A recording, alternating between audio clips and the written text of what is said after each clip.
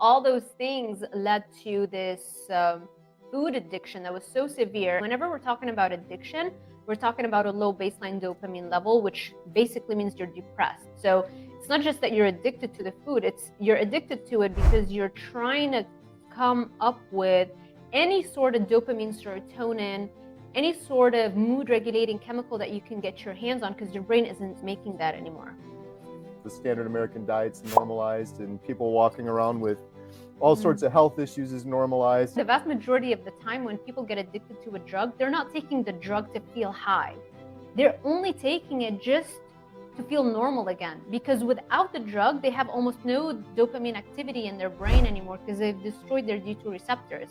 What advice do you have for someone that's thinking about starting carnivore but can't wrap their brain around it? They just can't. I have so many people that say this: I want to do it, I started, and 3 days later I can't give up the sugar. My diet soda, regular soda.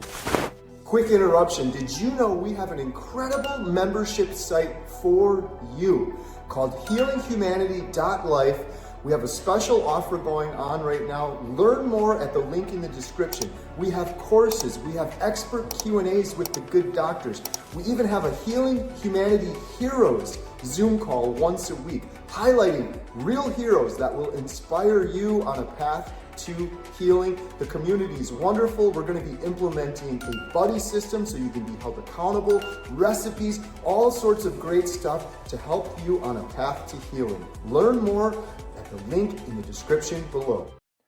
Hello and welcome. Carrie here from Healing Humanity, the power of a proper human diet. And today I'm thankful, grateful, blessed to welcome Dr. Sarah Zaldivar to the channel. Dr. Sarah, how's it going? I'm doing fantastic. Thank you so much, Carrie, for having me. Thank you. I really look forward to talking to you and hearing your story. I really got into the whole nutrition space just as a means of weight loss. It started when a classmate of mine, he just said, "Oh yeah, because you're fat," like very casually. And I wasn't really fat, but I wasn't as skinny as the other girls in class. So that kickstarted this whole obsession and eating disorders, and restricting my food intake, going on fat diets, which inevitably led to binge episodes where I would literally eat almost nothing for 3 days, and then I couldn't handle it anymore, and then I would eat a whole jar of Nutella, or like make tons of pancakes and dump all the chocolate. It was always chocolate. And then I went to see a dietitian. My first dietitian I saw, I was 14 years of age. Back then, actually to this day, they really haven't changed much of what they're recommending. But back then it was the food guide pyramid. Now they changed it into the My Plate. They basically just changed the graphics, but the substance of it, that most of your calories have to come from grains and carbohydrates, is pretty much the same. So after seeing the dietitian, even our daily home cooked meals now became higher in carbs because my mom was trying to cook for us more healthfully, right? So now, on top of trying to lose weight and having those eating disorders, now on top of that, my usual eating pattern got worse because now we're eating even more pasta, more rice, more of all of those things. So that eventually led to me going up and down in my weight, and I was so much heavier. Like my last year of high school, I was so depressed. I attempted to commit suicide multiple times. Now, of course, it wasn't just the weight; it was so many additional things. Not very good communication, not a lot of support, if anything. All those things led to this food addiction that was so severe. And whenever we're talking about addiction, we're talking about a low baseline dopamine level, which basically means you're depressed. So it's not just that you're addicted to the food, it's you're addicted to it because you're trying to come up with any sort of dopamine, serotonin, any sort of mood regulating chemical that you can get your hands on, because your brain isn't making that anymore.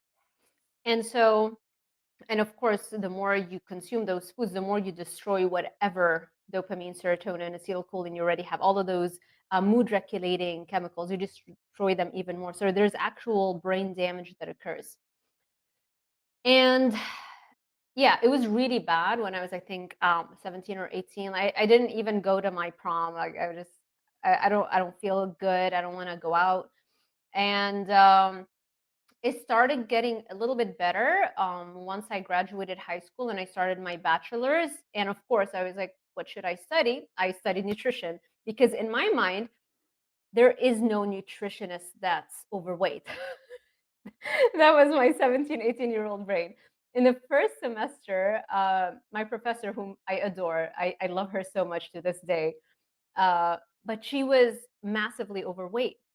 So I remember the shock that I was like, wait a second, my whole life, my whole future is dependent on me becoming a nutritionist and finally getting rid of all of these issues that are stemming from body image, food addiction, depression. Like, but now all of this stuff isn't working in my mind anymore. So that's when I realized that just knowing, and also, of course, they were teaching us the wrong stuff, but I realized that just knowing a lot about nutrition did not translate to losing weight. But I stayed, obviously, because I needed a job, I needed a career. So, and also I was living in survival mode. So we really didn't have a lot of money. I was waiting tables at Applebee's 4 nights, 4 shifts in the night, and then going to school full time and trying to take maximum credits so that I would graduate as soon as possible. So I was really not really paying attention to why I wasn't losing weight. I was trying to count calories and eating those baked potatoes with sour cream because it's low fat, it's what we're supposed to eat, but it wasn't really working. And eventually, after I finished that, I did my master's and still living in survival mode. After I graduated with my master's, I had two options: either stay in Lebanon and barely make 2K a month because unemployment rates are high, wages are low. And that's before the economic collapse in 2019, which dropped the currency value by 90%. Now it's a lot worse. So, but it was still bad even then. So it was either that or what a lot of my classmates would do, most of them, they would just go to Dubai or Abu Dhabi or Saudi Arabia, like some Arabian country, because that's where the money was. And they generally tend to hire Lebanese at a higher frequency because their education system is supposedly very strong.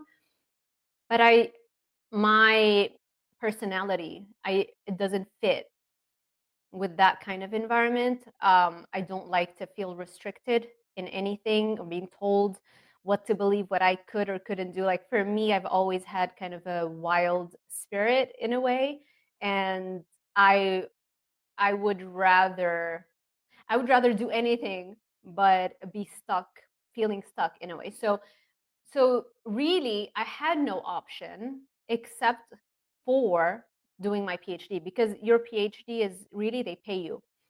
People tend to think yeah, sure, you're going to school, you're learning, but they're actually paying you a stipend. It's kind of like a paid job. And once it clicked for me and I realized it, I was so excited. And throughout the 2 years I was doing my master's, I was also, every penny I was making, I was studying for all of the tests that you need to pass in order to get into graduate school. And I applied to 4 major universities. I got accepted into all 4 of them. Baylor was like the best program, but I wanted to go to Miami, so I chose the University of Miami, and then University of Florida, and then one in South Dakota. The reason why I accepted it is because it's the first time the first university who a professor there right away got back to me. Because when you get into a PhD, I'm sorry, I'm rambling. I shouldn't probably tell you all the degree details, but I wanted to guarantee a way out. And so the more universities I applied to, and you have to pay every time and you have to go through the whole process, but I wanted to guarantee a way out. And so it was the first professor from North or South Dakota that was very excited to have me. And that's why I ended up applying there, just to guarantee that I would leave Lebanon. And that's how it worked. And then once I came to Miami, and then I met my hubby who helped me buy a car. And so it started getting easier. I wasn't all by myself in a country without friends, without family, without a car for the full year. In the first full year, I did not even have a car. So after that, it started getting easier and I wasn't living in survival mode anymore. That's when I really started paying attention to, well, it's not that I'm not being disciplined, it's that this diet is the problem, right? And from there I transitioned to keto because I was having a lot of anxiety, because the first semester right away they put you to start teaching with all of these University of Miami students. So here I am, 25-year-old immigrant, and they're like, here, you've got 100 students in an auditorium, teach them and answer all their questions. I was freaking out. I did not have that kind of experience just yet, that level of knowledge. So I was having a lot of anxiety. I remember walking to class and I could feel my heart beating out of my chest. It was awful. And I started doing a lot of digging. And I came across Dr. David Perlmutter's website, who talked about keto for anxiety, and that's how I really started going back into that kind of research and tried it on myself. And after the 7th day of a ketogenic diet, the brain fog that apparently I had all my life without knowing immediately lifted. And that's how I was sold that, oh wow, like carbohydrates really are not the solution. And yeah, that's how it started getting better.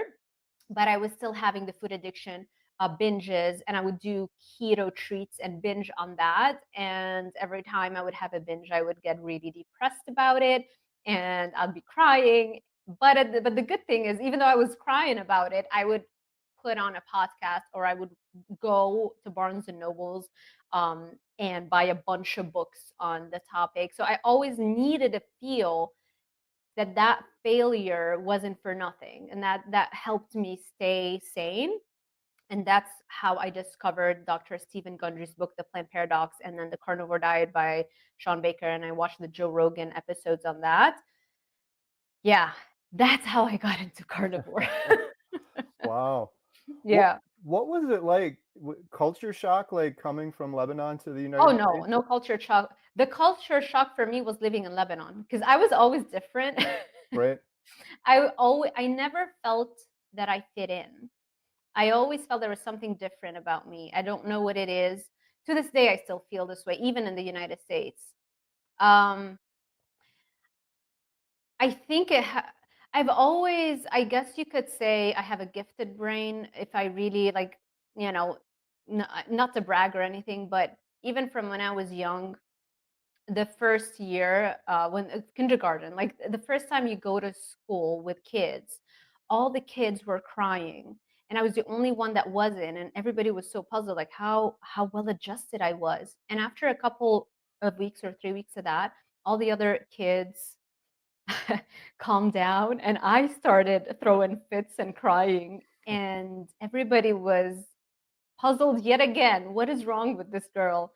And when they asked me, apparently my answer was that they're not teaching us fast enough and I'm getting bored. Mm. So I think that's where it comes from, and that genetic propensity, plus the fact that my mom helped, like always made sure that she got me all the books I wanted. So I was always a reader, an avid reader. I would read a lot of, I read fiction books. I would go through all the series of all the books up until I was like 17, 18. And then something clicked in me at 17 or 18. And I was like, why am I reading fiction? I could just watch that in a movie. And ever since then, I've never touched a fiction book, and it was all nonfiction. Even before I started my college, before the first semester, I remember going through textbooks, actual academic textbooks that are supposed to be like very boring, and I would study the whole thing. I knew the name of every single muscle before even the first day in my bachelor's degree. So I think that kind of makes me kind of struggle sometimes to fit in. Not sometimes, all the time. It's a problem that I'm working on. Right. Yes. Well, it's amazing that you overcame anxiety and brain fog. That's one of the reasons I'm so passionate about this too. It's do you have any idea like the mechanism behind that? Like you go Mm. ketogenic and now you're no longer anxious, because you look around in the world right now and it's like everybody is in this state of anxiety all the time. I wouldn't say so. The ketogenic diet, the reason I was sold on it is because it lifted the brain fog and it gave me mental clarity. And I didn't realize I had brain fog before that. That's when once I felt this difference in the mental clarity, I was sold. As keto is definitely a step in the right direction. I don't think keto cured my anxiety. My anxiety was just a knowledge gap that I had to fill by teaching hundreds of classes and researching additional stuff around my material, because I will have an anxiety attack if you go put me on a stage right now and tell me you have to go over a physics lecture. I'm not prepared. I don't know all the stuff about physics that I'm supposed to know. So my anxiety was just a knowledge gap. I realized it had nothing to do with my diet, Mm, but it was the reason why I went searching for keto and searching for ways to handle anxiety. right. Yeah. The brain fog going away is a remarkable thing for so many people. I've interviewed so many carnivores, and that's kind of a consistent one with them. It's hard to describe to other people because a lot of people will say, I got a little bit of brain fog, but I don't think most people realize the extent of it because you sort of normalize it over years and years. You don't even know it's there. It becomes your normal. It's very difficult to realize that there is something seriously off with your brain, um, because you don't see it. It's so hidden, you just think that this is your personality or your character, or this is how you are, or this is how everybody is. That's why it's so difficult to pinpoint. Right. But yeah, anxiety is nutrition plays a big role, I believe, of course, because your blood sugar, you don't have those blood sugar spikes, right, if you're eating carbs. And there's a physiological reason why you're having anxiety. That's step number one: remove the carbohydrates, so your blood sugars aren't shooting up and your body releasing insulin to try and drop it back down. And as it drops down, it always drops below baseline. And that even minor drops of blood glucose below baseline is a massive trigger for hunger, appetite, and also anxiety and brain fog, right? This is how I used to be without even realizing it. When I would get hungry at 17, 18, around that time, where all I ate was carbs, I couldn't I needed to eat right now. I couldn't see straight. Like, I need to eat right now, right? And so people go through life, sometimes their whole lives like that. And that's why every 2 to 3 hours, they're having a snack. And it's usually a fast sugar, fast carbohydrate, rapidly digesting form of carb, to try and raise that blood sugar as quickly as possible. What raises blood sugar as quickly as possible, if you're not keto adapted? A form of carbohydrate. Right. Mm-hmm. And that becomes normal for people, like snacking multiple, that used to be me, snacking multiple times a day. That's one of the biggest benefits, I think, eating this way now. It's just like you said, there's not the ups and downs, so there's just like this zen, and you're not constantly thinking about eating. And the whole brain fog thing, I was thinking about this more recently. It doesn't seem like that big of a deal. Oh, you got a little bit of brain fog, but I think it's a much larger deal because I think it's the reason I think about this for myself before finding carnivore. I'd come home and I'd like plop down on the couch and I would do the bare minimum. And I had goals and dreams, but it's just like, oh, it's just got this. You can't, it's almost like you're a little bit drunk or intoxicated. And if you think about the majority of humanity walking around like that, walking around like my former self, it's kind of scary when you think about it that way. Especially because most people will go their whole lives forever, and they'll in that mild state of intoxication, never thinking with just full clarity and no brain fog. That is so huge that, yeah, a lot of people are focused so much on the weight loss and the health aspect. They don't realize, they don't appreciate how much reduced productivity you're having. It's like 90% reduced productivity. You have a pizza and some brownies or whatever afterwards, the rest of your day is shot. There's no way you're gonna feel motivated or enough focus to be able to work on anything. Yeah. So the documentary we're working on, just real quick, we've interviewed 45 people, and each of the people, I'm interviewing this person because they have type 2 diabetes or they have depression.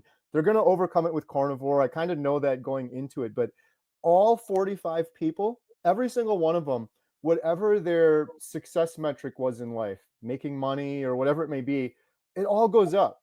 And I think it's a big part of it is because that brain fog goes away and you have the ability to make better decisions. Also, you have more energy, But that was one remarkable thing about filming this documentary is I go into with these expectations, and then you learn something completely differently. We have this one couple, Pastor Jimmy and Annette.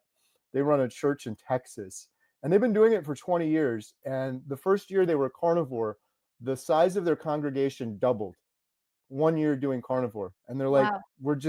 we're on top of things so much better on carnivore. We're making better decisions. Everything they're doing. So it's like everyone we've talked to, that success metric improves. It's kind of an incredible, makes you think like, what if the whole world was eating a proper human diet? But you mentioned earlier something that I got fired up about this yesterday, the keto snacks and keto treats. I think those things are criminal. I get so mad when I see those in the. I messed up so many times on keto for years and years because of those things, and I don't know if you have any more thoughts on them, but like you look at the ingredients on some of those things, it's worse than some of the standard American diet food. It's just packed with seed oils and all sorts of garbage. Yeah. Yeah, and then the artificial sweeteners, they all mess up your gut microbiome, which leads to leaky gut, which is the root cause of every single chronic condition that you can think of, right? And so here's the thing. I have two types of ways that I work with my clients. Some people can do strict carnivore. They come in, they have had enough pain, enough stimulus to start and stick with it. And then other people who haven't really reached a rock bottom moment and they're struggling. Like every time they try to go strict carnivore, they keep falling off track. And so for those people, I try to get them keto adapted first. And so I allow that flexibility, especially if they don't have autoimmune disease. Because if they have major symptoms, you tell them to go keto, but then that flares up their symptoms, which makes it harder to stick to any plan. They're just constantly, and look, I can't, I'm going to eat whatever because I'm just so depressed. I have all this pain. I don't have energy. So it depends. But if somebody is relatively healthy and they're struggling to dive into strict keto right off the bat, I find, and I've had those success stories where we transition them into keto and their body adapts to running on fat as opposed to carbs, and they lose a lot of weight. They build up momentum, they get excited, and they have more motivation and less cravings. And it becomes so much easier than to clean up the diet and go whole foods carnivore, you Right. know? No, that makes perfect sense. I'm so enthusiastic about carnivore. Sometimes I got to chill out, but that's kind of the recommendation I give people too. I'm like, my wife, she's been doing carnivore for 200 or 300 days now, but she initially jumped right into carnivore, and it Yeah. was a big failure. It was too quick. She was vegetarian, but I Mm. told her, I'm like, you should do keto first. That's what I normally recommend people is keto first. For people that can maintain keto, I think it's awesome, but there's some people I find that just they won't advocate for carnivore at all, and it's only keto. And I worry about people in Mm. that regard because I think a lot of people out there, I would say the majority of people, have an addiction. And for me, keto was a million times better than a standard American diet. It got me so close, but I did keto for maybe 10 years and I just kept yo-yoing. I would lose a Yeah. bunch of weight. And I felt like when I finally found carnivore, I felt like I know what I was doing wrong. I was trying to moderate my addiction with keto.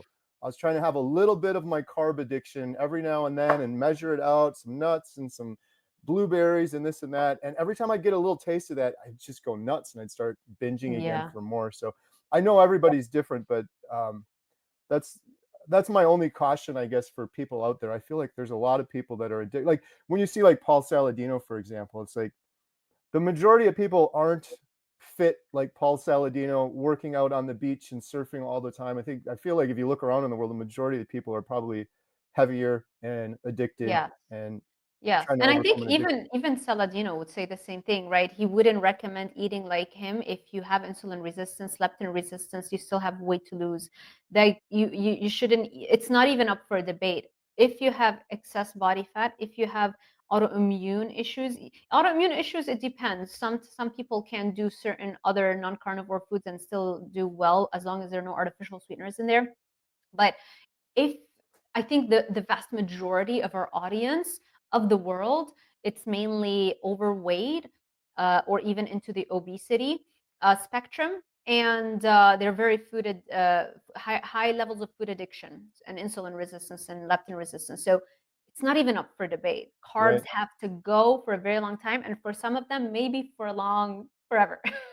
Well, that's why it's good there's people like you out there helping people, because I get a lot of people on my YouTube channel, and you wouldn't believe the number of times I've heard people say, "I'm gonna do that Paul Saladino version." I'm like, "Oh, man." They always come back though to strict carnivore. I've Yeah, heard that yeah, but I before. feel so bad for them because it's like they go down that road, and some of them will go down it for months, and some of these people have serious Mhm. issues like type 2 diabetes. Maybe you're gonna lose a limb or something, or horrible Wow. depression, and it's just like, it's Yeah. education and spreading awareness, I guess, for some people, but it's pretty awesome what you're doing to help people. What is it like for you when someone comes to you and they're desperate or hopeless and you're able to put them on a path to healing? I mean, I love it. Obviously, I feel like sometimes I take it for granted because I'm lucky enough to have stumbled across this body of knowledge, which is so powerful and so effective. And I just know that they're going to be successful. So I should be better at celebrating the wins, but we have so many more wins as compared to the way that I used to practice traditional dietetics, where earliest clients that I would see, I would give them what they would teach us and they wouldn't lose weight. And I would question them if they really followed the diet. I couldn't believe that there's no way you wouldn't lose weight. I gave you a caloric deficit. So there's something there that you're not telling me. And so, yeah, if I go back to the way that I used to practice versus now, I'm it makes me very, very fulfilled. It's really a line of work where you're transforming lives.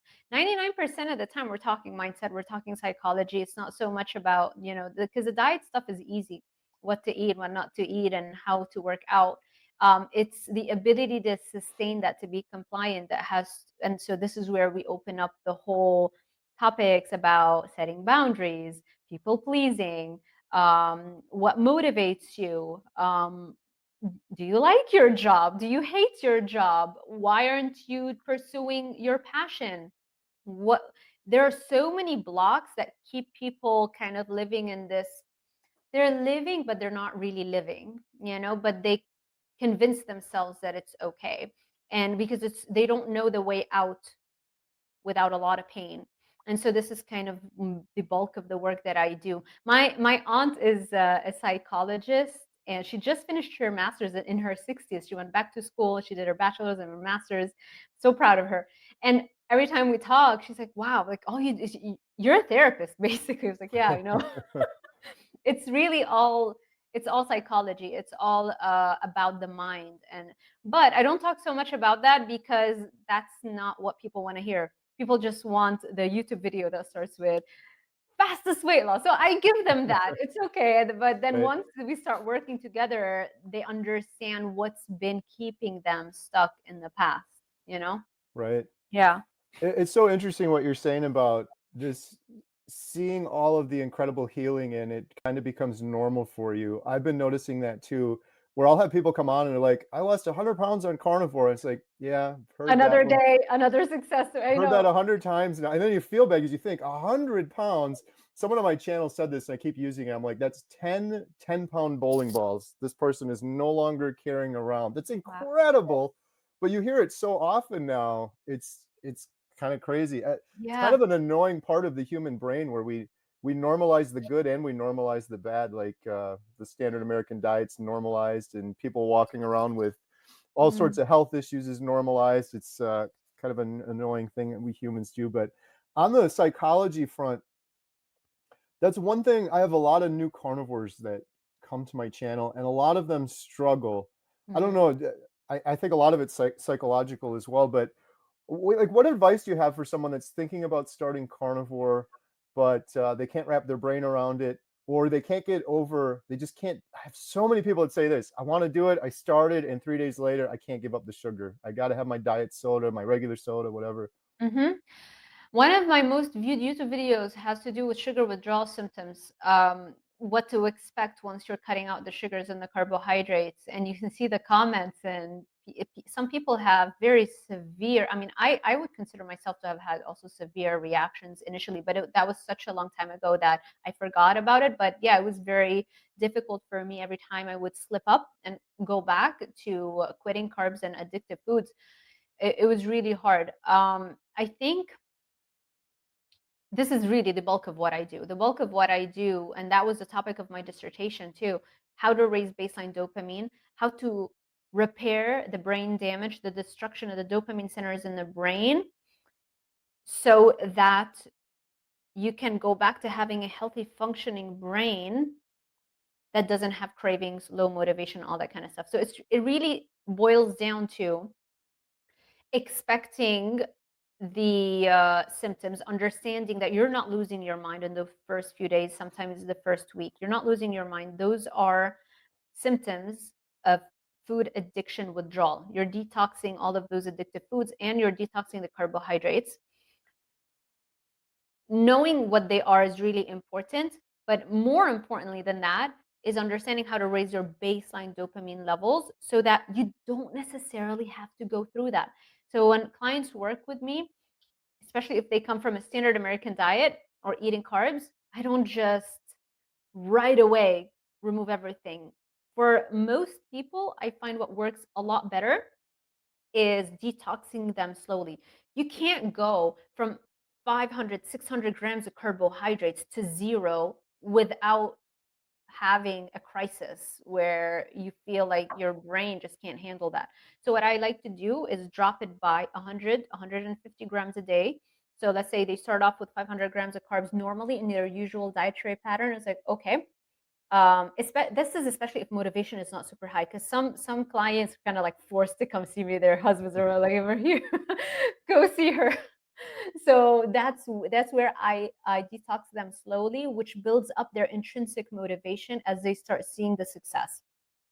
If motivation is high, that's actually a form of a massive dopamine when you say, that's it, I'm going all in, and you will not go through the withdrawal symptoms as severely. So that's another pathway. But if people are listening to us right now and they still don't have that moment, it's like, that's it, I'm going to change my diet. What I would suggest is just put a goal that's not the loftiest goal in the world, but that goal is going to be releasing dopamine once you achieve it enough to motivate you to set a bigger goal. And the way that I would go about it is, okay, you start off with 500 grams of carbohydrates normally. Let's cut that down to 350 the next day. The day after that, let's drop it to 200 grams. The day after that, let's drop it to 50 or maybe 100 grams. And then we drop it to 50 and then we can go to zero. So you have a few days where you're actually losing weight, right? Because let's say you have 400 or you weigh 300 pounds. If you go from 500 grams a day to 2-3 days down to, let's say, 50 grams, you've dropped a lot of weight and a lot of inflammation, and you've built up momentum, and you've released a lot of dopamine every single morning when you weigh yourself and you see that you've dropped 2 pounds, 3 pounds, 4 pounds. I have a client, he literally, the first 150 pounds he dropped them by 25 pounds a month without even exercising, because he couldn't. He had knee joint issues. So he was dropping 25 pounds per month. That's how we were able to drop him 150 pounds that way, right? So I know, but it feels good. It doesn't feel like you're driving with the brakes on. It feels great because the wins are coming every day. So that would be my strategy. And then once you drop the carbs to zero, you might still be doing addictive foods. You might still be doing keto treats, protein bars, keto cheesecake, every single addictive food you can think of, they've made it into a keto version. Right. So now the next step for the next week is decrease the frequency and the calories that are coming from those addictive foods. And so in like a week or two, you've cleaned up the diet, you've eliminated addictive foods, you've eliminated the carbohydrates, and you did not have to feel that your brain's about to explode because you're faced with all of the withdrawal symptoms that are so intense and they all come at once. But that's not enough, because the initial spark and the initial motivation at some point is going to, you're going to get used to it. And so now if we still have a low baseline dopamine level that we're not attacking and raising up, you're still going to have cravings on the, usually by the second week or third week is when most people start to get used to, they start to get a little too comfortable, especially if they have a long way to go. And so this is where raising baseline dopamine levels are so important. I don't know if you've watched some of my videos or if you've come across this notion. Basically, what is food addiction? Any kind of addiction. Every time you consume a drug, your brain releases a ton of dopamine all at once. Physiological levels of dopamine, more than what nature intended. This is similar to doing lines of coke, any kind of drug. What does cocaine do? It stimulates the brain and the body. You want to move a lot. Your appetite is suppressed. You don't even want to sleep. So you could waste away and you can burn yourself to the ground and you could die from nonstop stimulation. There was a case of this kid that was playing a lot of video games for 2 days in a row, wouldn't use the bathroom, wouldn't eat. He died. Oh my goodness. Because there are certain video games that are so powerfully engineered to be as addictive as hard drugs. So your brain is actually trying to protect you from nonstop stimulation. Every time you consume a drug, it doesn't know for how long the stimulation is going to last. And it wants to protect you from killing yourself. So what does it do? There are receptors in your brain for dopamine. So for dopamine to do its job, it's not just about releasing dopamine. Dopamine actually has to bind to its receptor called a D2 receptor.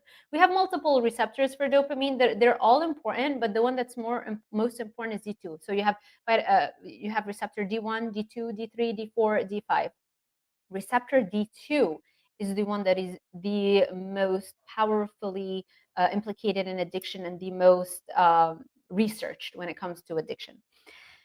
You release dopamine, it attaches to the D2 receptor. It's like a lock and key situation. And it allows you to feel the pleasurable effect of dopamine. You feel high, you feel motivated, you have mental clarity, you're sharp, your memory is strong, you're happy, all the things, all the good things that we ascribe to dopamine. But that only happens when dopamine attaches to D2 receptor. So when you're taking drugs, your brain, including a muffin or a pizza, that's a form of a drug. Whether it's a food drug or whether it's an actual hard drug, it does not matter. The brain chemistry is the same. You're releasing a lot of dopamine, your brain freaks out and it's trying to protect you from killing yourself. So what does it do? It starts to destroy the amount of D2 receptors that you have on the cell surface of your brain, right? And so when dopamine is getting released from a brain cell and it's trying to attach to its receptor on the cell surface of an adjacent brain cell, it doesn't find enough D2 receptors now to attach to. And so this is why over time you build tolerance to a drug and you start increasing the dosage of the drug, because over time you're destroying the amount of D2 receptors. So you're taking the drug, you're still feeling miserable. And so you think, well, maybe if I take more of the drug. And to a certain extent that works, because also the frequency with which you stimulate the D2 receptors also increases dopamine levels and the activity of dopamine levels. So building tolerance works to a certain extent, because even though you're left, let's say, with just 2 D2 receptors as opposed to having trillions, even if you're left with just 2 D2 receptors, if you increase the dose of the drug, you start to stimulate those remaining D2 receptors with higher frequency, and that kind of compensates a little bit and increases the activity of dopamine to a certain extent until those D2 receptors also get destroyed. And so this is why the vast majority of the time when people get addicted to a drug, they're not taking the drug to feel high. They're only taking it just to feel normal again, because without the drug, they have almost no dopamine activity in their brain anymore because they've destroyed their D2 receptors. And so if you start off with a baseline mood and motivation level that's high, which is equivalent to a high amount of D2 receptors, over the course of an addiction, it starts to drop and drop and drop and drop and drop until you are left with very low D2 receptor numbers. In other words, you're left with a very low baseline dopamine level. And this is why an addict's brain is a depressed brain. It's not a happy brain. And so taking the drug is not, it's no, most of the time is not for fun. It's just to feel normal again. That is so interesting. I've Yeah. never heard it described like that before. I feel like on Carnivore, for the first time, I don't have any addictions anymore. Although I really like ribeye and steak, but Yeah. what's going on with my dopamine now? Is it just like Yeah. just So zenned out, or?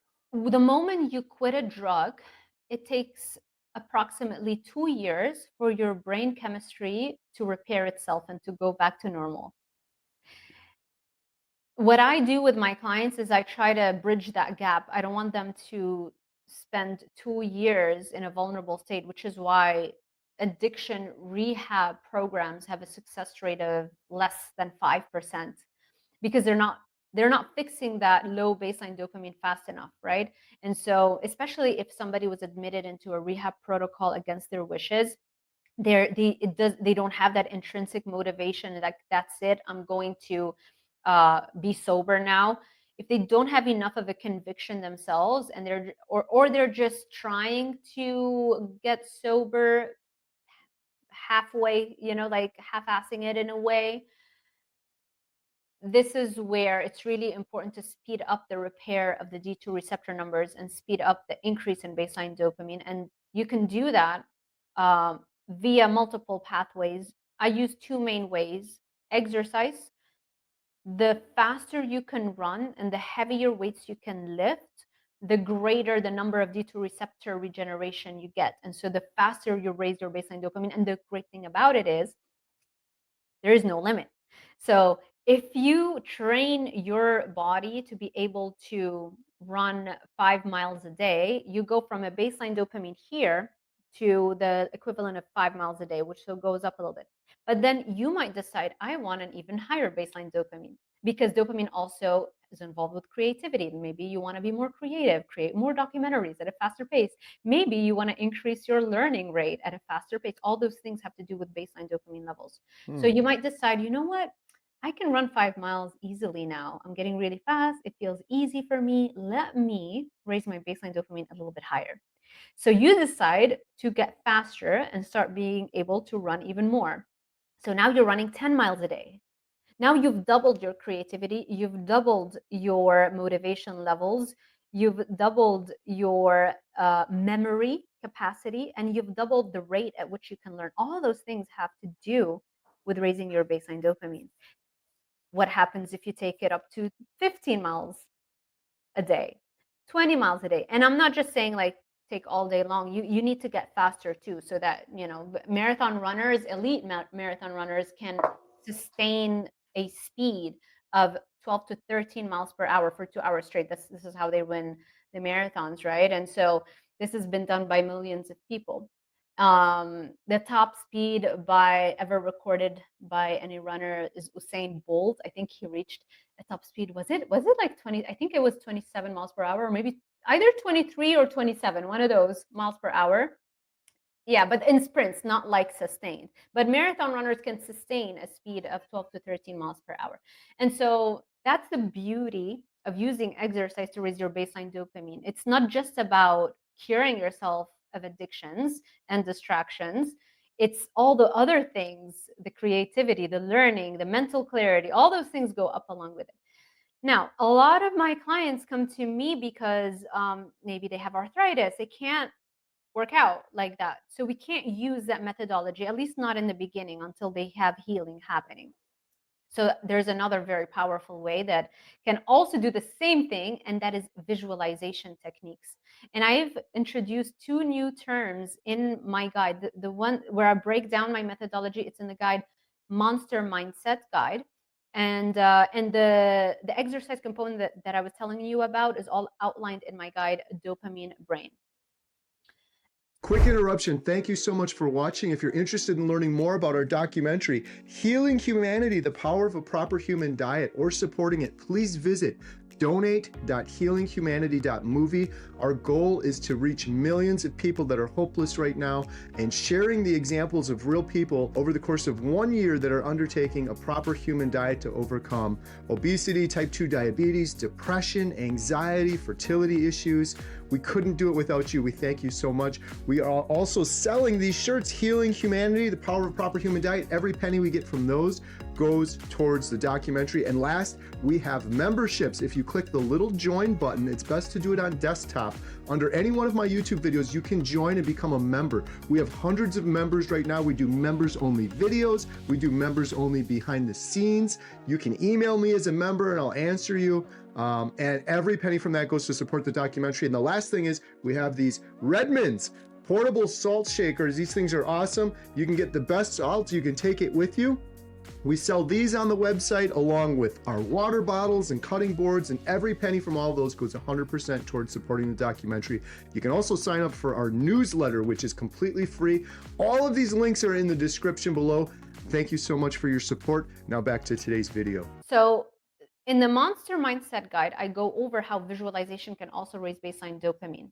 As a matter of fact, instantly, the moment you sit down to do a visualization session, you're going to increase dopamine release in your brain by 65%.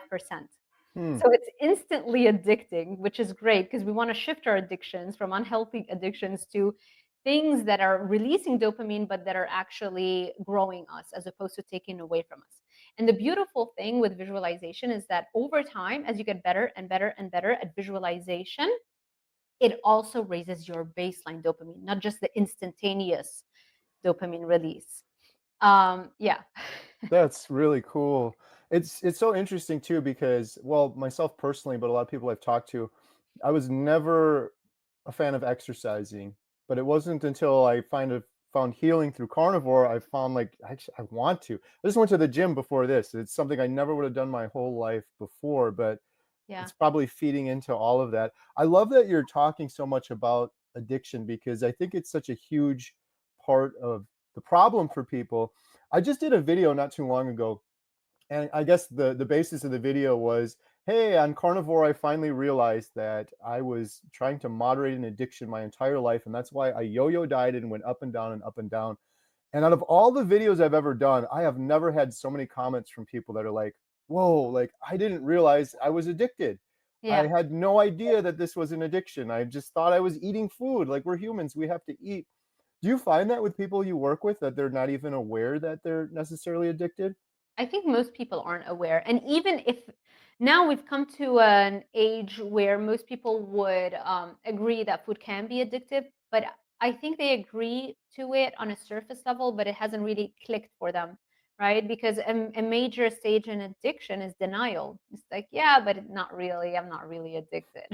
Right. You know, I think it's really important also to stress that addiction is just a very strong habit, a very deep it's a very well learned cycle in your brain and a very strong habit. So a lot of people shy away from being aware of their addiction because they believe that if they accept that they are addicts, then there is no hope for them, because for decades we've been fed the message that don't touch drugs, because if you touch them and you become addicted, that's it for you. There is no way out, you Right. know? And so when you say the word addiction, the only thing that people see is this homeless person under a bridge that has zero hope. And that's just not true. There are millions of people that get sober every day. And not only do they go on to have great lives, they actually have more successful lives because of the things they had to learn so that they wouldn't be an addict anymore. Right. Yeah. And I think that's the taboo and the stigma. And I've learned not to use the word addiction in my YouTube titles because of that. Yeah, Yeah. there's also, I think, shame with it, which in my opinion, there shouldn't be any shame because I guess if it was like cocaine or another drug that I chose to take, but it's like with food, my parents gave me this food, I gave it to my kids, we didn't know any better, and the Yeah. food is just it is ridiculous how they pay people millions and millions of dollars to engineer this food to be even more and more addictive. Of course, we're all addicted. There should literally be no shame at all. Um, Yeah. People should be angry if anything like that. Right. We get hooked on this stuff. You know what it is too? We all forgot the first time we were given sugar and how it changed our state. And that's why we don't register. We've always felt this way. So if you take a new drug for the first time and you see this massive shift in your physiology, it's like, wow, this is a drug.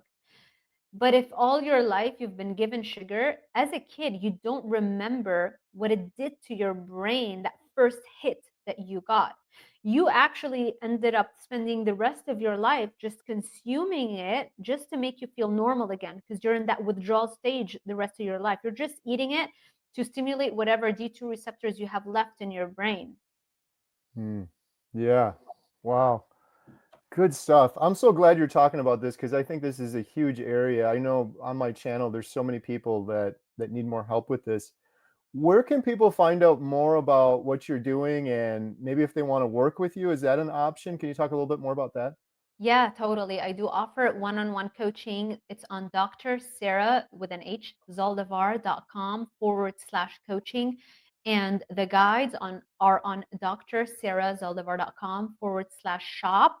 And that's where you can find the dopamine brain guide that teaches you the exercise protocol, because not any kind of exercise, it has to be a specific one that's outside your comfort zone, because you have to go through a little bit of discomfort, because the pain or the discomfort is the trigger to increase the number of D2 receptors in one's brain.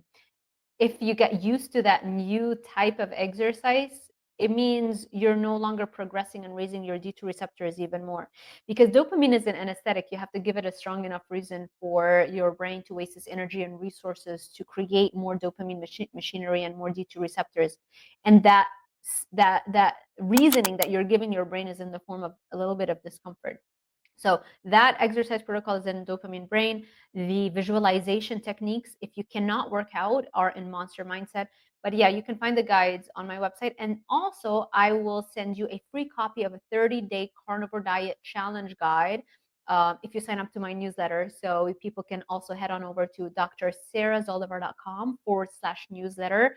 And within 24 hours, you will receive an email from me with a free guide, the 30-day carnivore challenge guide, which is close to 200 pages that goes over, all the stuff that people need to know about a carnivore diet. Nice. That is awesome. I will have links in the description below for all of that and for Dr. Sarah's YouTube page as well. Thank you so much for joining me today. I really appreciate it. I appreciate you, Carrie. I am so proud of the work that you're doing. It really is so fulfilling to see so many people coming into the space and sharing their transformational journeys, and having the courage to create a documentary that is so not mainstream, and having all of this passion and this drive for it. You're doing amazing work that is very much needed, so thank you so much. Oh, thank you. I really appreciate it. It was great talking with you. Have a good day. You too. Bye.